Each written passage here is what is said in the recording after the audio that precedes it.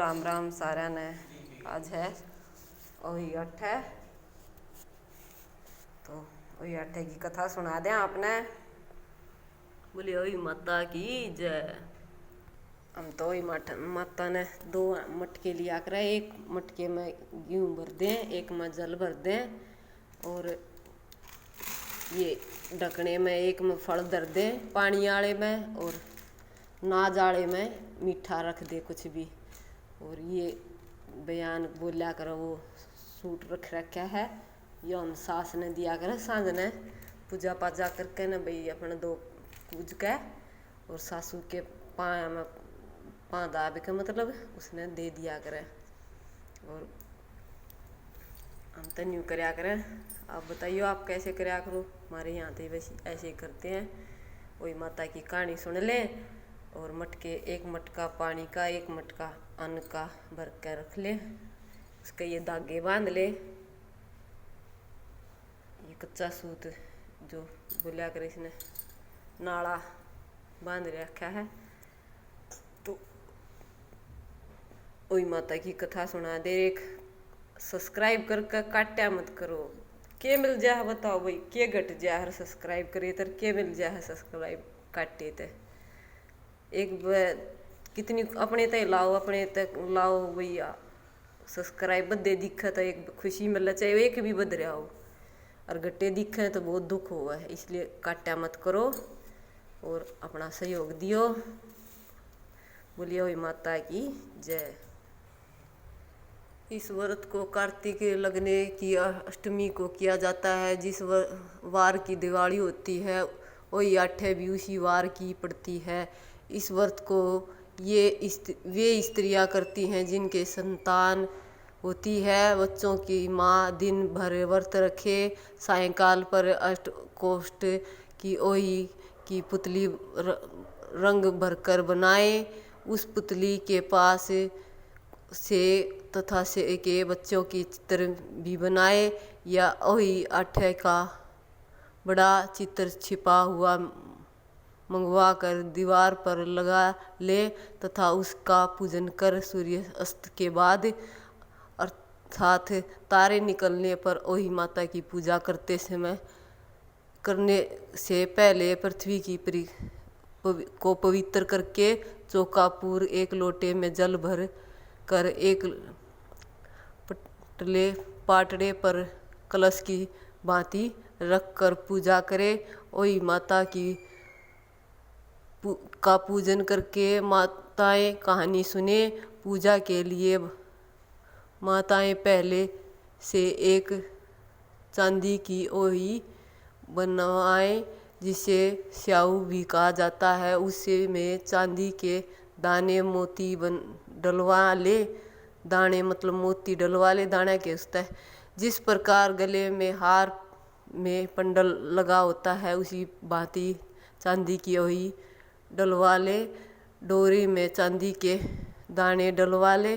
फिर ओही की रोली चावल दूध तथा भात से पूजा करे। जल से भरे लोटे पर सतिया बना ले।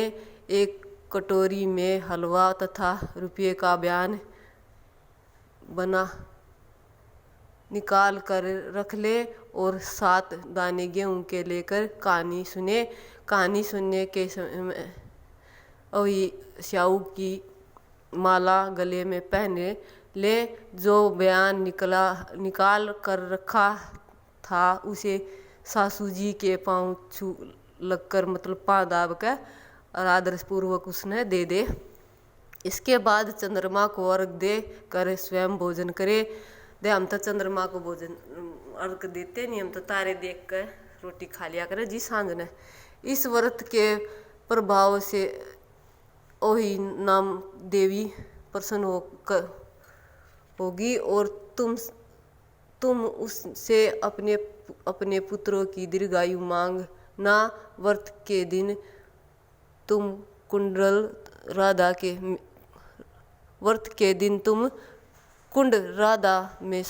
राधा कुंड में स्नान करना। ये इस कैलेंडर में लिख रखा है। वो ये पढ़ा है मन तो बेरा नहीं। प्राचीन काल में झांसी के समीप दतिया नामक नगर में चंद्रभान नामक साहूकार रहता था। उसकी चंद्रिका बहुत सुंदर थी, गुण संपन्न, सती, साध्वी, शीलवंत, चरित्रवान और तथा बुद्धिमान थी उसकी पत्नी। उसके कई पुत्र व पुत्रियां थी, परंतु वे सब बाल अवस्था में ही मृत्यु को प्राप्त हो गए। इस प्रकार संतान के मर जाने का उन्हें बहुत दुख था। वे पति व पत्नी नित्य प्रतिदिन मन ही मन सोचा करते थे कि हमारे मर जाने के बाद इस अपार धन संपत्ति का अधिकारी कौन होगा। एक दिन उन दोनों ने निश्चय किया कि इस समस्त धन संपत्ति को त्याग कर कहीं वन चलकर भजन करें, मतलब भगवान का नाम ले। ऐसा विचार करके वे दोनों अपना सब घर बार छोड़कर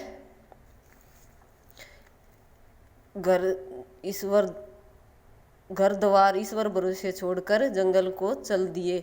जब चलते चलते थक जाते तो कुछ समय आराम कर लेते और फिर चल पड़ते। इस प्रकार चलते चलते वे दोनों प्राणी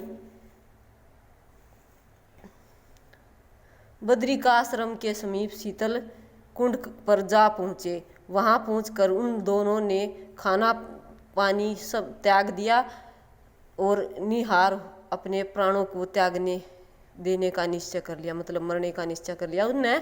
इसी तरह बिन आहार और जल पान के जब 7 दिन व्यतीत हो गए, 7 दिन बीत गए उनने बिना खाए पिए, तब 7वें दिन आकाशवाणी हुई कि तुम दोनों प्राणी अपने प्राण मत त्यागो, तुम दोनों वीर मर्द अपने प्राण मत त्यागो। यह सब दुख तुम्हें तुम्हारे पूर्व पापों के से भोगना पड़ रहे, पूरे पाछले जन्म के भोगने पड़ रहे हैं तुमने। सो अब तुम अपनी स्त्री से वही आठे को जो कार्तिक मास के कृष्ण पक्ष में आएगी, उसी आठे को वही माता का व्रत और पूजन करवाओ। तब वही नामक देवी प्रसन्न होकर तुम्हें साक्षात दर्शन देगी। तब तुम उनसे अपने पुत्रों की दीर्घायु मांग लेना और व्रत के दिन तुम रात्रि को राधा कुंड में स्नान करना। तत्पश्चात इस आकाशवाणी के अनुसार चंद्रभान की स्त्री उस चंद्रिका में बड़ी श्रद्धा और स्वच्छ भावना से विधि विधान से वही आठ्य का व्रत किया और स्त्री ने राधा कुंड में स्नान किया, उसकी पत्नी ने राधा कुंड में स्नान भी किया। जब वे दोनों स्नान करके वापस